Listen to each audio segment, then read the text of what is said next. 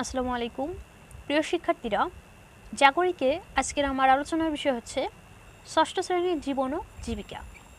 এ বইয়ের চতুর্থ অধ্যায়ের অন্তর্ভুক্ত ৬২ নম্বর পৃষ্ঠারের ছকটি। শিক্ষার্থীরা, তোমরা তোমাদের মূল বইয়ের ৬২ নম্বর পৃষ্ঠার একটি ছক দেখতে পাচ্ছ। এই ছকটি তোমাদের পূরণ করতে হবে। তো ছকে কি কি লেখা আছে? আয় কি বাবদ এবং কত, ব্যয় কি বাবদ এবং কত, এবং এখানে আছে সঞ্চয়। এটা হচ্ছে তোমার ছক যে তুমি কত টাকা আয় করেছো। এখানে আয়ের কথা বলা হয়েছে, কি বাবদ আয়। এই আয়ের কিন্তু অনেক ধরন থাকে, সেখান থেকে তোমার ধরনটা কি, কি বাবদ তুমি আয় করেছো এবং কত টাকা আয় করেছো সেটা এই ঘরে লিখতে হবে।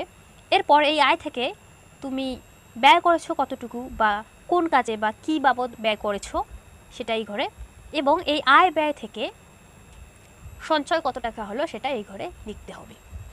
তোমাদের সুবিধার্থে এখানে একটি ঘর পূরণ করে দেওয়াই আছে, আর বাকিগুলো তোমাদের পূরণ করতে হবে। তো তোমাদের সুবিধার্থে আমি এই ছকটি সুন্দর করে পূরণ করে রেখেছি। চলো এখন তোমরা সেই পূরণ করা ছকটি দেখে নিবে।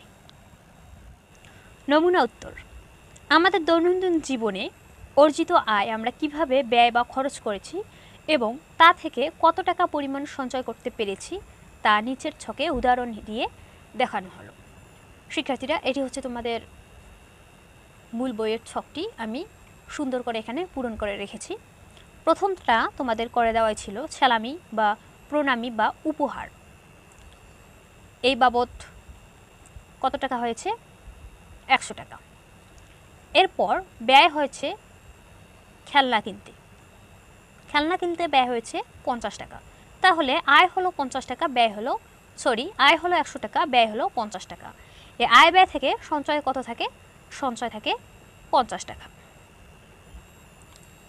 এরপর ২ নম্বরে দিয়েছি টিফিন বাবদ প্রাপ্ত অর্থ। টিফিন বাবদ প্রাপ্ত অর্থ হচ্ছে আয়ের উৎস। এখান থেকে আমি টাকা পেয়েছি ১৫০ টাকা। এরপর টিফিনে আমার ব্যয় হয়েছে ১০০ টাকা। তাহলে এই ১৫০ টাকা থেকে যদি ১০০ টাকা ব্যয় হয়, বাকি থাকে ৫০ টাকা। এই ৫০ টাকাই হচ্ছে আমার সঞ্চয়।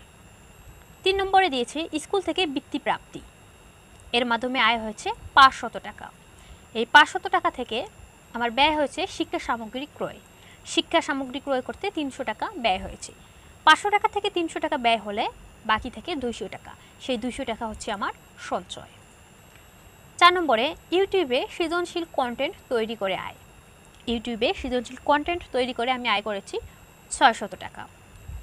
এখান থেকে আমার ব্যয় হয়েছে স্কুল বেতন। স্কুল বেতন দিয়েছি ৪০০ টাকা।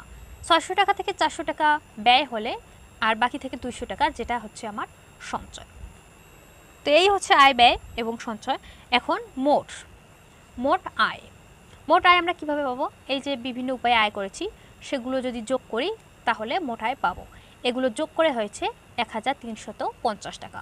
তাহলে আমার মোট আয় হচ্ছে ১৩৫০ টাকা। এরপর ব্যয়, মোট ব্যয়। এই যে যতগুলো ব্যয় করেছি, যতগুলো খাতে, সবগুলো যদি যোগ করি তাহলে মোট ব্যয় পাওয়া যায়। সবগুলো যোগ করে পেয়েছি ৮৫০ টাকা। তাহলে মোট ব্যয় হচ্ছে ৮৫০ টাকা। এই মোট আয় থেকে মোট ব্যয় বাদ দিলে আমরা সঞ্চয় পেয়ে যাই ৫০০ টাকা। এই ৫০০ টাকাই হচ্ছে মোট সঞ্চয়। তো শিক্ষার্থীরা, আমি আশা করি তোমরা এই ছকটি বুঝতে পেরেছো এবং তোমরা তোমাদের তথ্য দিয়ে তোমরা চাইলেই এই তথ্যগুলো চেঞ্জ করে তোমাদের তথ্য দিয়ে এটি পূরণ করতে পারবে। আমি শুধু নমুনা একটা দেখে দিলাম মাত্র।